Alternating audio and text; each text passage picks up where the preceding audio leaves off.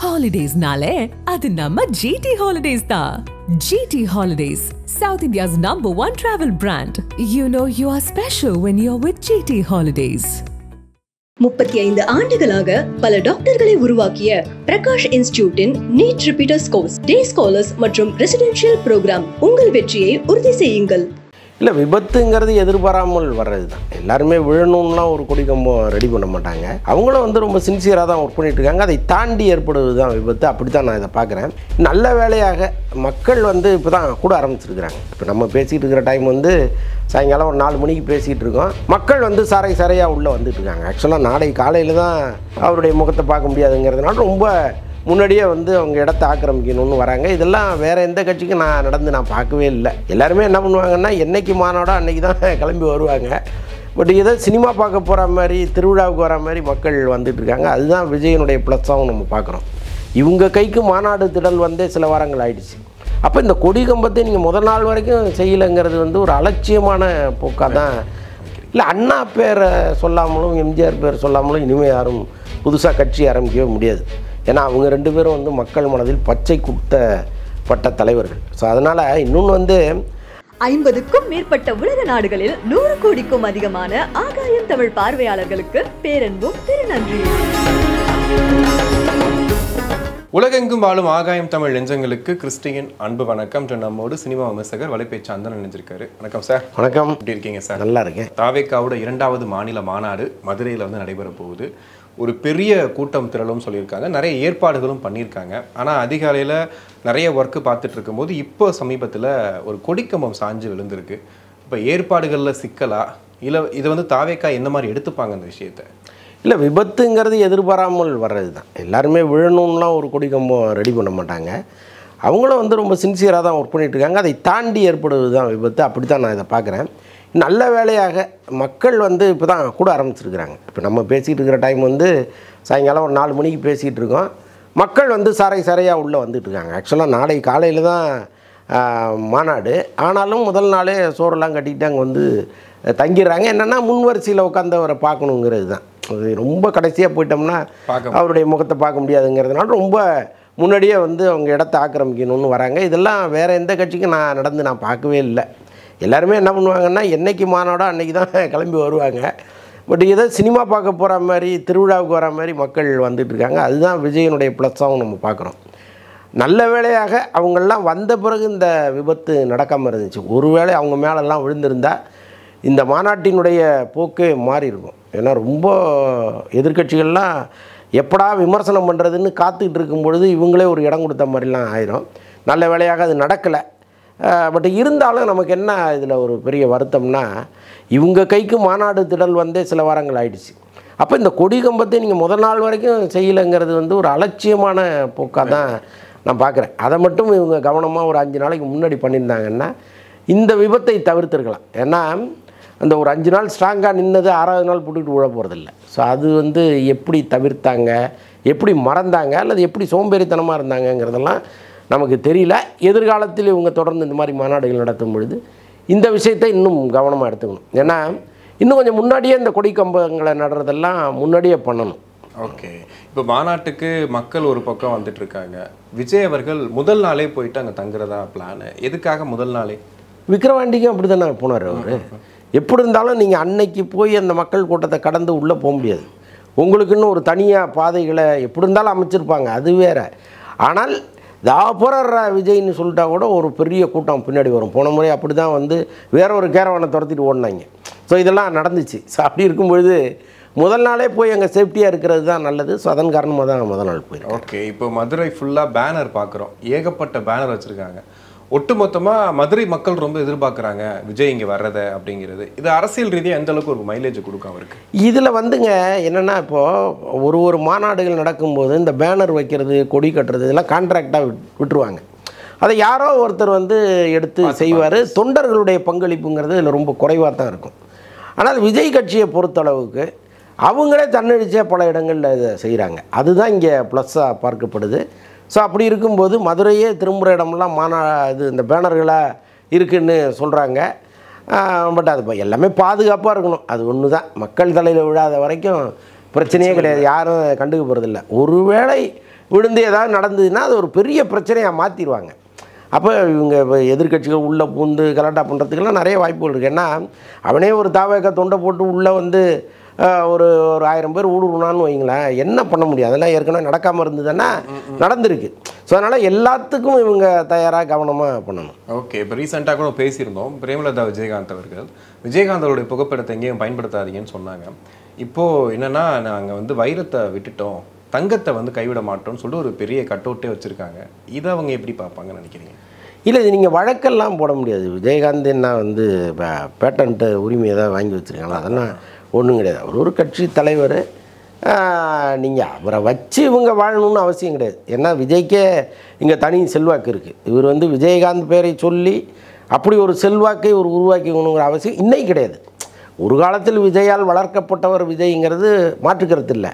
ஆனால் இன்றைக்கி வந்து விஜயகாந்த் பேரை சொல்லி தான் அந்த கூட்டத்தை அவர் கூட்டணுங்கிற அவசியமே அவருக்கு இல்லை. அப்படி இருக்கும்போது பிரேமலதா வந்து எங்கள் அனுமதி இல்லாமல் வைக்கக்கூடாதுன்னு சொல்கிறதெல்லாம் காதில் வாங்கினா நல்லது, வாங்காமல் போனால் அது ஒன்றும் பெரிய குற்றமெல்லாம் கிடையாது. இன்னொன்று, யாரோ ஒரு தொண்டர் அவர் வந்து ஆசைப்பட்டு வைக்கிறாருன்னா அதற்கு விஜய் எப்படி பொறுப்பாக முடியும்? அதெல்லாம் மாநாடு குழுவினர் யாராவது வச்சாங்களா? ரொம்ப ப்ராமினெண்ட்டான இடத்துல, முக்கியமாக அந்த மேடையில் எங்கேயோ ஒரு இடத்துல விஜயகாந்த் படம் இருக்குன்னா அது கேட்கலாம். விஜயகாந்தை வச்சு நீங்கள் பிழைப்பு நடத்தணுமா? அப்போ நீங்கள் ஏன் வந்து அதெல்லாம் நீங்கள் அடுத்தடுத்து கேள்விகளை எழுப்பிட்டு இருக்கலாம். ஆனால் அப்படி இல்லையே, எங்கேயோ மாநாட்டு மூலையில் யாரோ ஒரு ரசிகர் ஆசைப்பட்டு வச்சதுக்கெல்லாம் பதில் சொல்ல முடியாதுல்ல. ஓகே, ஆனால் மேடைக்கு மேலேயே அண்ணா எம்ஜிஆரை போட்டு வரலாறு திரும்புகிறதுன்னு சொல்லி வச்சுருக்காங்க. இது வரைக்கும் ஏடிஎம்கேலேருந்து எந்த சத்தமும் இல்லை. ஏன் வச்சிங்க, எதுக்காக அண்ணாவை பயன்படுத்தினீங்க, எதுக்காக எம்ஜிஆரை பயன்படுத்தினீங்க அப்படின்ட்டு. அது ஏன் வச்சுருக்காருன்னு நினைக்கிறீங்க? இல்லை, அண்ணா பேரை சொல்லாமலும் எம்ஜிஆர் பேர் சொல்லாமலும் இனிமேல் யாரும் புதுசாக கட்சி ஆரம்பிக்கவே முடியாது. ஏன்னா அவங்க 2 பேரும் வந்து மக்கள் மனதில் பச்சை குத்தப்பட்ட தலைவர்கள். ஸோ அதனால் இன்னொன்று வந்து திமுக வந்து எம்ஜிஆரை நேரடி எதிரியாக பார்த்துச்சு. அந்த திமுகவே பல இடங்களில் எம்ஜிஆரை வியந்து பேசுகிற அளவுக்கு காலம் மாறி போச்சு. அப்போ எம்ஜிஆர் பேரை சொன்னால் ஒரு ஓட்டு விழுங்கிற நம்பிக்கை வந்து திமுகவுக்கே வரும்பொழுது புதுசாக ஒருத்தர் கட்சி ஆரம்பிக்கும் போது ஏன் வரக்கூடாதுங்கிறது ஒன்று இருக்குது. வைக்கக்கூடாதுன்னெலாம் ஒன்றுமே கிடையாது. அது அதிமுகவோட பிராண்டு தானே சார்? அப்படி கிடையாதுங்க. அவர் வந்து ஒரு தலைவர், அவ்வளோதான். தமிழ்நாட்டுக்காக உழைத்த ஒரு தலைவராக நீங்கள் கருத்தில் கொண்டு நீங்கள் அங்கே வைக்கலாம். இன்னொன்று வந்து அவங்கெல்லாம் முன்னத்தியர். இப்போ விஜய் வந்து சினிமாவிலேருந்து அரசியலுக்கு வந்து ஜெயிக்கணும்னு நினைக்கும் போது ஏற்கனவே சினிமாவிலேருந்து அரசியலுக்கு வந்து ஜெயித்தவர் யாரோ அவர் படத்தை தானே அவர் வைக்கிறாரு. அதற்கு எல்லா உரிமையும் விஜய்க்கு இருக்குல்ல. இது அதிமுகவினருக்கு மட்டுமே எம்ஜிஆர் சொந்தம்னு சொல்ல முடியாது. திமுக காரங்களே சொல்கிறாங்கன்னு தான் நான் சொல்கிறேனே. யாரை வந்து எம்ஜிஆர் வாழ்நாள் முழுக்க எதிரியாக நினச்சாங்களோ, யார் எம்ஜிஆரை வாழ்நாள் முழுக்க எதிரியாக நினச்சாங்களோ அவங்களே எம்ஜிஆர் படத்தை வைக்கும் பொழுது பேசும் பொழுது நீங்கள் விஜய் வைக்கிறத எப்படி குறையா சொல்லலாம்? ஒரு கூட்டணிக்காக ஏதாவது பிளான் பண்ணி வச்சுருக்காங்களா? ஏன்னா இப்போ கூட்டணி அதிமுக கூட தான் சேர போகிறாங்க. கூட்டணின்னு வச்சா ஜெயலலிதா அம்மா படத்தையும் வைக்கணும்ல. உள்ளபடியே வந்து அவங்களுடைய வழித்தொண்டர்கள் தானே எடப்பாடி, ஓபிஎஸ் எல்லாம். ஸோ அப்படி இருக்கும்போது அப்படி ஒரு நீங்கள் கேட்குறது சரியாக இருந்ததுன்னா அவங்க படத்தையும் தானே வைக்கல. இப்போது எதிர்கட்சின்னும் போது தாவேகா தான் அப்படிங்கிற முடிவில் இருக்காங்க. அதிமுகவை ஒரு லெஃப்ட் ஹேண்டில் கூட டீல் பண்ணுற மாதிரி இல்லை, அதை பற்றி பேசுகிறதும் கிடையாது. இப்போ தான் வந்து அதிமுகவில் சில பேர் வந்து பேச ஆரம்பிச்சிருக்காங்க விஜய்க்கு எதிராக. ஸோ அதனால் கேட்குறேன், ஒருவேளை நம்ம தான் அதிமுகனே நினச்சிட்டார் அவர் அப்படின்னு. இல்லை, ஆக்சுவலாக என்னென்னா அதிமுகவும் தாவேகாவும் கூட்டணி வைக்குங்கிற மாதிரி தான் ஆரம்ப கட்டத்தில் சொல்லப்பட்டது. அதற்கான முயற்சிகளும் நடந்துச்சு.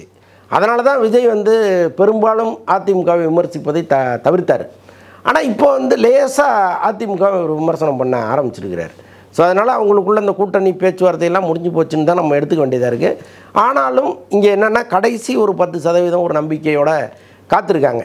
என்னென்னா இப்போ எடப்பாடி வந்து பிஜேபி ஹேண்டில் பண்ணுகிற விதமெல்லாம் ரொம்ப வேறு மாதிரி இருக்குது. நீங்கள் எந்த நேரம் வேணாலும் போனால் போங்க, எனக்கு என்ன இருக்குங்கிற மாதிரியே அவர் அவங்கள டீல் பண்ணிகிட்டு இருக்காரு. அப்போ இன்னொரு பக்கம் விஜயோட அவங்க ஏதாவது ரகசிய உடன்படிக்கையில் இருக்காங்களான்னு தெரியல. எல்லாமே இந்த தேர்தல் நெருங்கும் பொழுது மாற்றத்திற்கு உட்பட்டது தானே. நேற்று வரைக்கும் ஒருத்தட்ட கூட்டணி பேசிட்டு திடீர்னு இன்றைக்கி வேறு ஒருத்தட்ட கூட்டணி பேசுவதுங்கிறது வந்து பார்க்குறதுக்கும் கேட்குறதுக்கும் ரொம்ப அசிங்கமாக இருந்தால் கூட பல கட்சிகள் அது தானே செஞ்சிகிட்டு இருக்கு. ஸோ அப்படி இருக்கும்போது இவங்க கூட சேர மாட்டாங்கன்னா நம்ம எந்த உத்தரவாதமும் கொடுக்கவே முடியாது இந்த நிமிஷம் வரைக்கும். ஓகே, இந்த முன்னேற்பாடுகள் பற்றி நிறையா பேசுகிறாங்க சார். எல்இடி திரையெல்லாம் இருக்கட்டும், சிசிடிவி கேமராஸ், அந்த பூமிக்கு அடியில் தண்ணி இது பண்ணி வச்சது, தொண்டர்கள் மேலே வந்துட்டு ஒரு அதீத ஒரு அன்பில் பண்ணுறாரு அப்படின்னு. இன்னொரு பக்கம் வந்து விமர்சனமாக பார்க்கும்போது நீங்கள் லான்மலா வச்சா உடச்சி போட்டுருவாங்க, சேரு கூட தரலைங்க உங்களுக்கு, கேரளாவிலேருந்து சேர் வந்திருக்கு, அப்போ வந்து தொண்டர்கள் இன்னும் வந்து ரசிகர்களாக தான் இருக்காங்க, அவங்களை கட்டுப்படுத்த முடியாமல் தான் விஜய் இந்த அளவுக்கு பிளான் பண்ணியிருக்காரு அப்படின்லாம் சொல்கிறாங்க. நீங்கள் எப்படி பார்க்குறீங்க? இல்லை, ரெண்டுமா தான் அதை நம்ம பார்க்க வேண்டியதாக இருக்குது. ஏன்னா இப்போ தொண்டர்கள் வந்து சேர் மேலே ஏறி நின்று பார்க்குறாங்க, அந்த சேர் உடஞ்சிருது. எவனும் சேரை தூக்கி ஓங்கி அடித்து உடைக்கணும்லாம் கூட்டத்தில் இல்லை இல்லை, நிழலுக்காக சேரை தூக்கி தலையில் வச்சுக்கிறான். விஜய் முகம் தெரியணுங்கிறதுக்காக அது மேலே ஏறி நிற்கிறான். இப்போ ஆட்டோமேட்டிக்காக சேர் உடையத்தான் செய்யும், அதை ஒன்றுமே செய்ய முடியாது. அப்படி இருக்கும்போது இங்கே இருக்கிற கான்ட்ராக்டர்கள் எல்லாருமே பயப்படுறாங்க. ஒன்றும் சேர் உடஞ்சிரும்னு பயப்படுறாங்க, இல்லை சேருக்கு இவ்வளோ பணங்க மொத்தமாக கொடுத்துருங்க அப்படின்னா அதை கொடுப்பதற்கும் தயாராக இருக்காங்க. அப்படி இருந்தும் ஏன் வரலைன்னா அவங்க வந்து எதுக்கு ஆளுங்கட்சியை நம்ம பகைச்சிக்கணும். அதாவது அதிமுகவுக்கு சேர் கொடுத்தா திமுகவுக்கு கோவம் வராது தான், திமுகவுக்கு சேர் கொடுத்தா அதிமுகவுக்கு கோவம் வராதான். ஆனால் விஜய்க்கு கொடுத்தா ரெண்டு பேரும் கோவப்படுவாங்கங்கிறது இங்கே இருக்கிற சூட்சுமமாக இருக்குது. அப்போ புதுசாக ஒருத்தர் இங்கே வந்துடக்கூடாது, நாமளே மாறி மாறி ஆட்சி பண்ணிக்கணுங்கிற ஒரு எண்ணம் வந்து அவங்களுக்குள்ளேயே வந்துருச்சு போல இருக்குது. இதனால் பல கான்ட்ராக்டர்கள் பல விஷயங்களில் பயந்து பயந்து ஓடிட்டு இருக்காங்க, இடம் கொடுக்க மாட்டேங்கிறாங்க மாநாட்டுக்கு. இதெல்லாம் தொடர்ந்து நடக்குது. இந்த தேர்தல் இந்த மாநாட்டில் என்ன பண்ணியிருக்காங்கன்னா, கடைசி வரைக்கும் இவங்க இடம் ஒப்பந்தம் பண்ணது வெளியில் சொல்லவே இல்லை. எல்லாமே ரெடியாகி கம்ப்ளீட்டாக அவங்க மாநாடு துவங்குற நேரத்தில் தான் போலீஸ் பர்மிஷனுக்கே போகிறாங்க. அதுக்கு முன்னாடி வரைக்கும் இவங்க என்ன நடந்ததுன்னு சொல்லலை, வெளியில் கட்சி தொண்டர்களுக்கே சொல்லலை, கட்சி முக்கியஸ்தர்களுக்கே சொல்லலை. ஏன்னா அந்தளவுக்கு ரொம்ப பாதுகாப்பாக இருக்காங்க. ஏன்னா யார் எந்த நேரத்தில் என்ன கட்டையை போடுவாங்கன்னு தெரியவே மாட்டேங்குது. ஸோ அப்படி வந்து விக்கிரவாண்டி மாநாடு வந்து இவங்களுக்கு நிறைய படிப்பினையை சொல்லி கொடுத்துருக்கு. அப்போ எப்போவுமே வந்து தவறுகள்லேருந்து பாடம் கற்றுக்கிறதும் படிப்புனைகள்லேருந்து பாடம் கற்றுக்கிறது தானே இயல்பு. அப்போ இந்த மாநாட்டை முடிஞ்ச அளவுக்கு இவங்க சரியாக பண்ணியிருக்காங்க. இது வரைக்கும் தொண்டர்களுக்கான அந்த அவங்களுக்கு எந்த பிரச்சனையும் வந்துடக்கூடாதுன்னு அவங்க குடிதண்ணீர் வசதி இன்னும் மற்ற வசதிகள்லாம் பண்ணி கொடுக்கறதுலேருந்து ஆரம்பித்து முடிஞ்ச அளவுக்கு ரொம்ப ஹார்ட் ஒர்க் பண்ணி ப்ராப்பராக பண்ணியிருக்காங்க. ஓகே, கேரளாவிலேருந்து சேர் அப்படிங்கிறது வந்து மற்ற இதுலனா ஓகே இங்கே கிடைக்கல அங்கே வாங்கிட்டோம் அப்படின்னு, விஜயை பொறுத்த வரைக்கும் சினிமா ரசிகர்கள்னால் கேரளாவில் இருக்க அதிகம் அப்படிங்கிற மாதிரி சொல்லுவோம். இப்போ அங்கேருந்து வந்திருக்கு சேர்கள் போது அது இன்னமும் அது அதிகமாக பார்க்குறாங்க. சினிமாவை தாண்டி நீங்கள் அரசியலுக்கு வந்ததுக்கப்புறமும் கேரளாவிலேருந்து இவ்வளோ சப்போர்ட்டா அப்படின்னு சொல்லிட்டு அது எப்படி? இல்லை இல்லை, அப்படி இல்லை. இங்கே உள்ளவங்க கொடுக்கறதுக்கு பயப்படுறாங்க, அங்கேருந்து ஒருத்தர் கொடுக்குறாரு, அவ்வளோதான். இதுக்கு பின்னால் வேற ஒரு கணக்கெல்லாம் நம்ம போட வேண்டிய எல்லாமே பணம் தானே.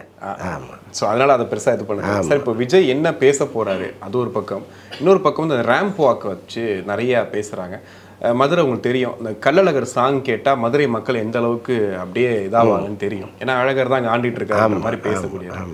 இவர் வரும்போது அந்த பாட்டை போடுவாங்க, அப்படி தான் நாங்கள் கொண்டாட போகிறோம் அப்படின்ற மாதிரிலாம் பேசிகிட்டு இருக்காங்க. ஆக்சுவலி இது வந்து சினிமாவில் ஓகே, வராரு ஒரு ஆடியோ லான்ச் பண்ணுறாரு ஒரு என்ட்ரி கொடுக்குறாருன்னு போது ஓகே, அரசியலுக்கும் அதே மாதிரி பேசுகிறது அப்படி ஒரு விஷயம் நடந்தால் அது எப்படி இருக்கும்னு நினைக்கிறீங்க? இல்லை, அப்படிலாம் இருப்பதற்கு வாய்ப்பே கிடையாது. அது வந்து ஆன்மீகம் தொடர்பான ஒரு விஷயம், அதில் போய் விளையாட மாட்டாங்க. நாளைக்கு வந்து அது ஒரு பெரிய விமர்சனமாக மாறி அவருடைய எதிர்காலத்துக்கே பிரச்சனையாக மாறுற அளவுக்கெல்லாம் சூழ்நிலை வந்துடும். ஸோ அதனால் அவ்வளோ ஈஸியெல்லாம் அந்த பாடல்களை எடுத்து போட்டுட்டு அப்படி நடந்து வருவாருன்னா நான் நினைக்கவே இல்லை. அது ஒரு கற்பனையாக தான் இருக்கும். ஓகே, அந்த ரேம்ப் வாக் வந்து இவ்வளோ ஹைட்டாக இவ்வளோ தூரத்துக்கு இது மக்கள் அதிகமாக கூடுவாங்கன்றதுக்காக தான் அந்த பிளான் பண்ணி. இல்லை, பாதுகாப்பு ரொம்ப முக்கியங்க. நீங்கள் யாராவது ஒருத்தன் எல்லாரும் துண்டு எறிகிறான் மாலை எறிகிறான் அது வேறு, யாராவது ஒருத்தன் ஒரு கத்தியை வீசிட்டான்னா என்ன பண்ணுவீங்க? நீங்கள் என்ன ஒவ்வொருத்தரையும் நீங்கள் வந்து செக் பண்ணியா உள்ளே விட்றீங்க கிடையாது. இல்லை, அப்போது அந்த பாதுகாப்புங்கிறது குறைந்தபட்சம் ஒரு டிஸ்டன்ஸ் இருக்கணுங்கிறதுக்காக தான் அந்த ரேம்புக்கு பக்கத்தில் அவ்வளோ பெரிய இரும்பு வேலியெல்லாம் போட்டு ரொம்ப கவனமாக அதை பண்ணியிருக்காங்க. அந்த மாதிரி அந்த மேடை சரிஞ்சிடக்கூடாதுங்கிறதுலையும் ரொம்ப தெளிவாக இருக்காங்க. ஸோ அதனால் அது எல்லாமே சரியாக தான் பண்ணிட்டு இருக்காங்க. ஓகே, இப்போ விஜய் என்ன பேச போகிறாங்கிறது பெரிய கேள்வி சார். ஏன்னா விஜய் முதல் மாநாட்டில் பேசும்போது கொள்கை கோட்பாடெல்லாம் சொல்லிட்டாரு, நான் என்ன பண்ண போகிறேன்னு சொல்லிட்டாரு. 10 மாதங்களில் ஏகப்பட்ட பிரச்சனைகளை கடந்து வந்தாச்சு. ஆனால் எதுக்குமே விஜய் பெருசாக குரல் கொடுக்கல, வெளியில் வரலை அப்படின்னு சொல்லும்போது இல்லை இந்த மாநாட்டில் எல்லாத்தையும் அட்ரஸ் பண்ணுவாருன்னு சொல்கிறாங்க. அப்படியே அட்ரஸ் பண்ணாரும், எப்போயோ கவின் கொலை நடந்தது அதுக்கு நீங்கள் எப்போ வந்து பேசுவீங்களா, எப்பயோ நடந்த தூய்மை பணியாளர் பிரச்சனை இப்போ பேசுவீங்களான்னு அதுக்கும் ஒரு விமர்சனம் வரும். அதை பற்றி பேச போகிறாரா இல்லை கூட்டணிக்காக ஏதாவது பேச போகிறாரா? ஏன்னா ஆரம்பத்திலே கூட்டணிக்காக ஒரு விஷயம் சொன்னார், ஆனால் எந்த கட்சியும் கூட்டணிக்கு வரல. ஸோ எதோ வந்து முழுமூச்சாக இருப்பார்னு நினைக்கிறீங்க? இல்லை, எனக்கு தெரிந்து நான் இந்த தேர்தலில் இன்னென்ன வாக்குறுதிகளை உங்களுக்கு தர்றேன், மக்களுக்கு நான் என்னெல்லாம் செய்வேன் அப்படின்னு சொல்லுவதற்கான ஒரு மேடையாக அதை பயன்படுத்திப்பார். அதை தாண்டி வேறு எதுவும் அங்கே பேசுவதற்கான வாய்ப்புகள் இல்லை. கூட்டணி இன்னும் இப்போ நீங்கள் சொன்ன மாதிரி கவின் கொலையை பற்றிலாம் அங்கே வந்து பேச போகிறதில்ல. இப்போ கட்டாயமாக பொதுவாக சட்டம் ஒழுங்கு பற்றி வேணால் பேசுவாரே தவிர பர்பஸாக ஒவ்வொருத்தராக தனித்தனியாக அவர் சொல்ல மாட்டாருங்கிறது நான் உறுதியாக நம்புகிறேன். இன்னொன்று அதான் இந்த பொதுவான சில விஷயங்களை அவர் பேசுவார். முக்கியமாக இந்த தேர்தலில் நான் ஜெயிச்சேன்னா உங்களுக்கு என்ன பண்ணுவேன், பெண்களுக்கு என்ன பண்ணுவேங்கிறத பிரதானமாக முன் வைப்பார். ஓகே, இப்போ கடந்த வரலாற்றில் ஒரு மாநாடு அப்படின்னு 2ஆம் கட்ட தலைவர்களை முன்னிறுத்தி நிறைய விஷயங்கள் பண்ணுவாங்க, அவங்கள பேச சொல்லுவாங்க. ஆனால் மாநாடை பொறுத்த வரைக்கும் விஜயவர்கள் தான் ஹைலைட்டாக பேசுகிறாரு, மற்றவங்களாம் அந்த கொள்கை கோட்பாடை மட்டும் படிச்சுட்டு போயிடுறாங்க.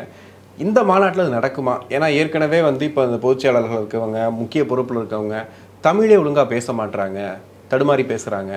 இப்படி இருக்கும்போது விஜய் ஒருத்தர் மட்டும் பேசி அதை என்ன பண்ண முடியும் அப்படின்ற மாதிரிலாம் இருக்குது. அது இந்த மாநாட்டில் உடையும்னு நினைக்கிறீங்களா? இல்லை, விஜயினுடைய மாநாடே ஏற்கனவே இருக்கிற ரூல்ஸ் எல்லாம் பிரேக் பண்ணுறது தான். நீங்கள் எந்த மாநாட்டுக்கு போனாலும் ஒரு குட்டி தலைவர்களும் மைக்க பிடிச்சாங்கன்னா 3 மணி நேரம் சாவடிச்சுட்டு தான் உட்காருவாங்க. ஸோ அப்படி இருக்கும்பொழுது வளவலாம் பேசுகிறேன். ஆமாம், என்னுடைய மாநாடே ரொம்ப புதுமையான மாநாடுன்னு ஆரம்பிக்கிறாரு, பட்டுன்னு முடித்து சபையை கலைச்சிட்டு போயிட்டே இருக்கார்.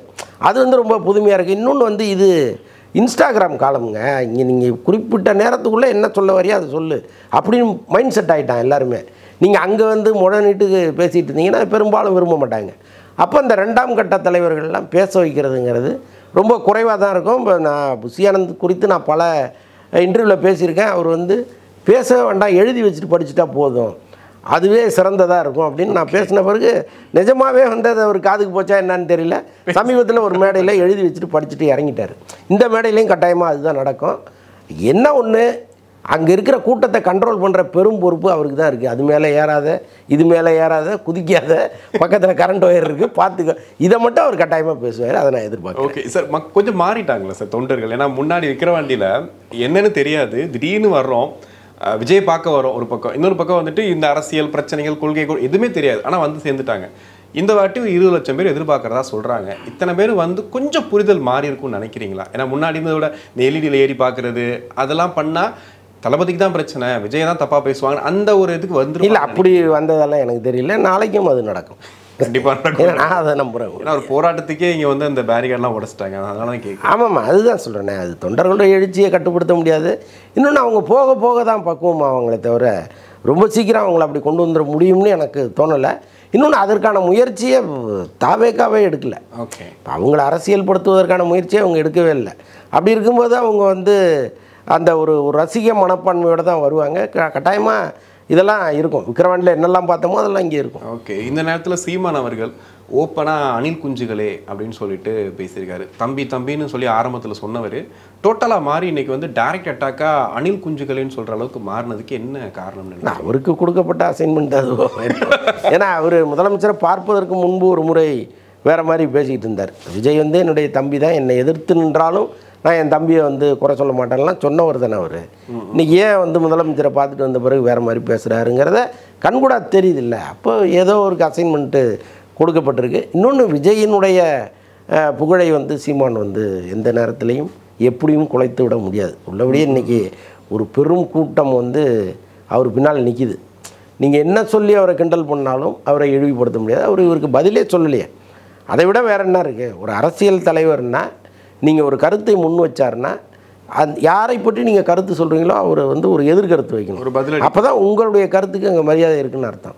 உங்களை அவர் கண்டுக்கவே இல்லையே, நடுவில் எவ்வளோ கிண்டல் பண்ணிட்டீங்க, கண்டுக்காமலே கடந்து போகிறாருன்னா உங்களை ஒரு பொருட்டாகவே நினைக்கலன்னு தானே அர்த்தம். ஓகே, அப்போ இவரும் வந்து ஒரு தலைவருங்கிற ஸ்தானத்தை விட்டுட்டு பல மடங்கு கீழே இறங்கி வந்துட்டார். ஓகே, அரசியல் மேடைகளில் இந்த 2ஆம் கட்ட தலைவர்கள் 3ஆம் கட்ட தலைவர்கள்லாம் கடுமையாக கேவலமாக பேசுவாங்க. அதெல்லாம் எல்லா மேடைகள்லையும் நடக்கிறது. நான் சொல்கிறது வந்து திமுக, அதிமுக, காங்கிரஸ், பிஜேபி எல்லாத்துலேயும் நடக்கும். ஆனால் ஒரு தலைவரே தரக்குறைவாக பேசுகிறதுங்கிறது நான் இந்த மேடையில் தான் பார்க்குறேன்.